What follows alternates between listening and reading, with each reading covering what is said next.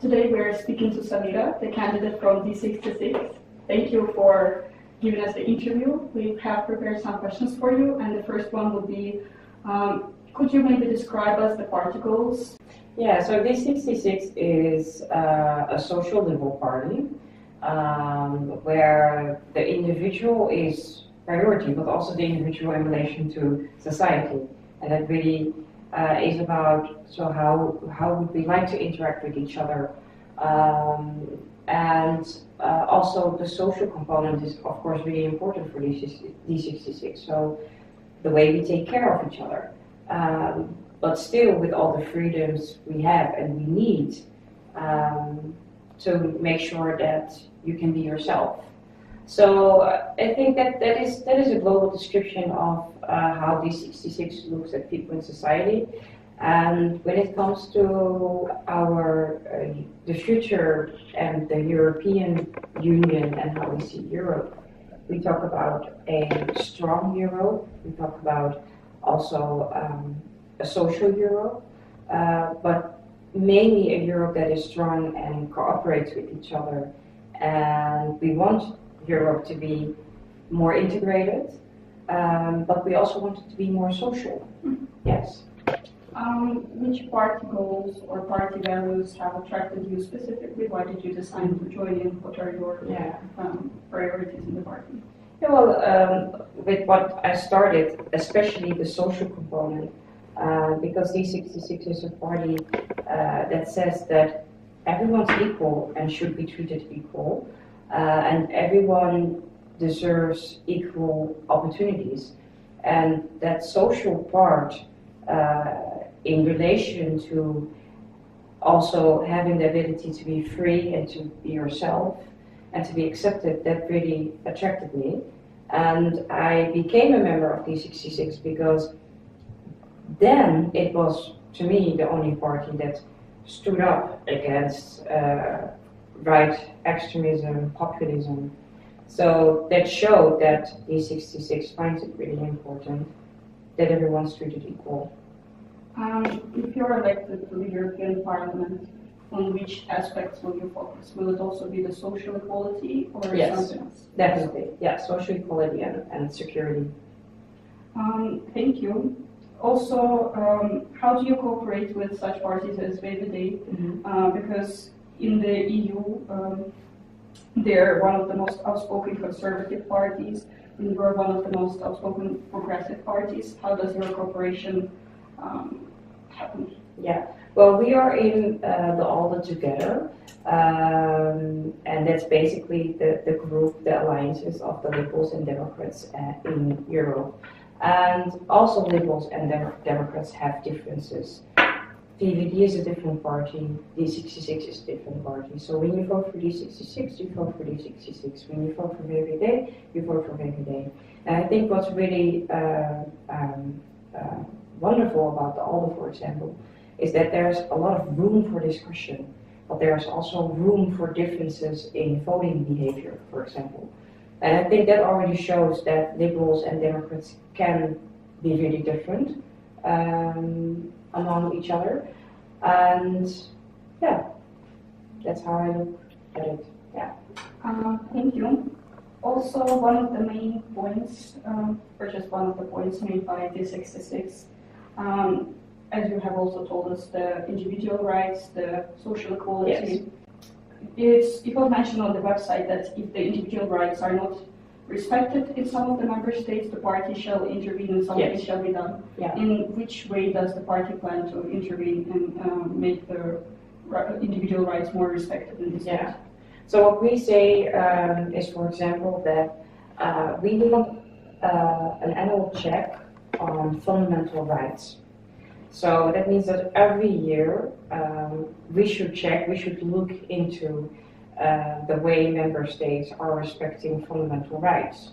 And that is something that we would like to see that's being implemented very soon, because the European Union once was created because we said that respect and equality are very important values, and we see that definitely nowadays that is being challenged also within the European Union, also in Europe.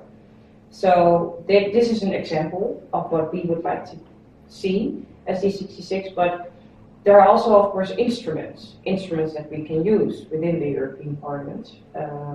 And you can think of example Article 7, but you can also think of like suspending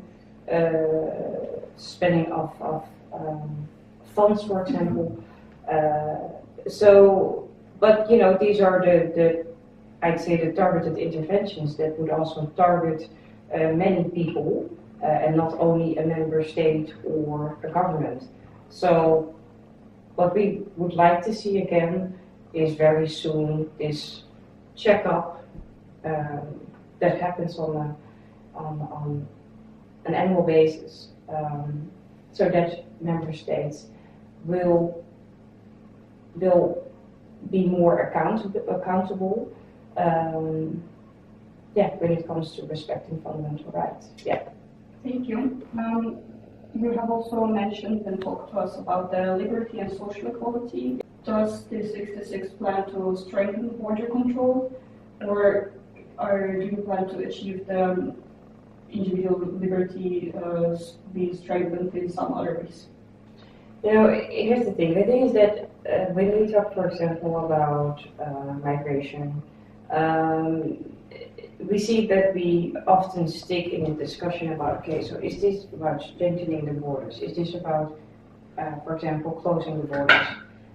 What we as D66 say is that, and what we're trying to do already, is to make sure that a system is being fixed, a system that nowadays is not working efficiently and effectively.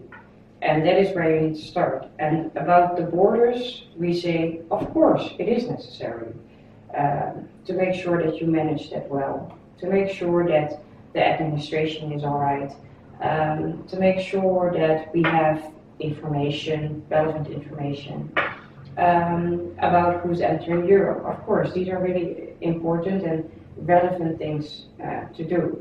But we do say that when people need help, when people want to come to Europe for also economic reasons, for example, we should accept that, and we should accept that.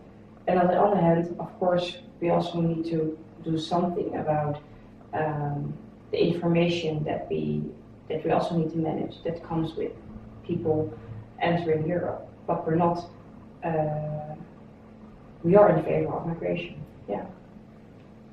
Thank you. We were also wondering, how does one day in your life looks like? Yeah. Well, it's really exciting, and I'm really excited about getting in because it is extremely important that we start working on a social, strong and safe Europe. And I'd like to do that together with many, many others in Europe. And I think it's also time for a new generation joining politics, joining the European Parliament. And you know, I'm really excited about it. So it's already next week. I think I'm starting to get a bit nervous, but I need to be a bit more patient, and then we'll see whether my dream is coming true. That must be very, very exciting. Yes, it is. Yes.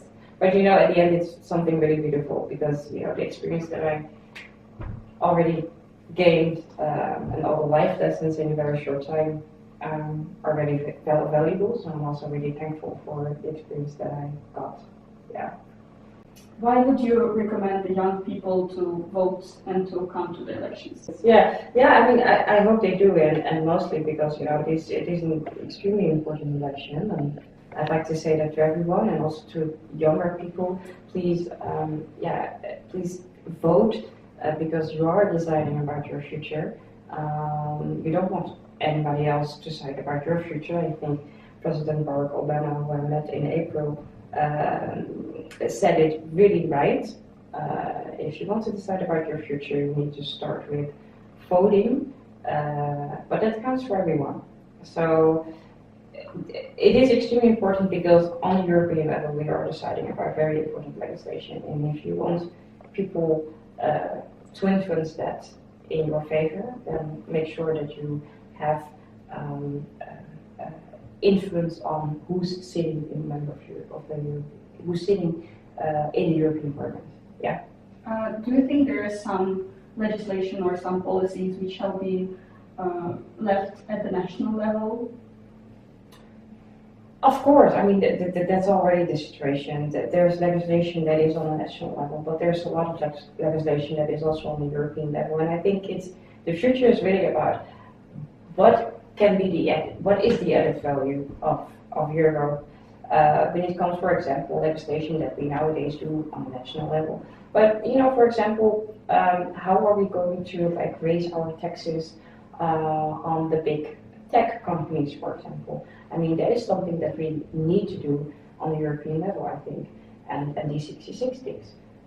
This is an example of a subject like taxes that's mostly being discussed in a national context.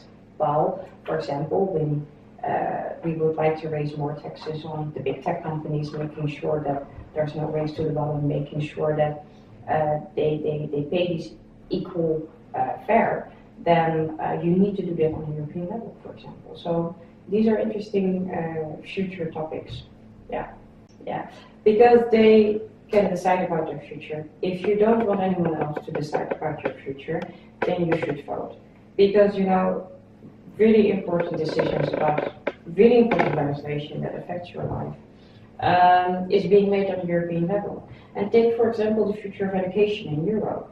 Take, for example, the Erasmus program that should open up to all education levels, to all young Europeans coming from all different backgrounds. So these are really extremely important topics that we discuss on the European level. So if you want to have influence, you should vote. Well, thank you so much for talking to us, for answering our questions. Thank you for giving us the interview. I guess that was it.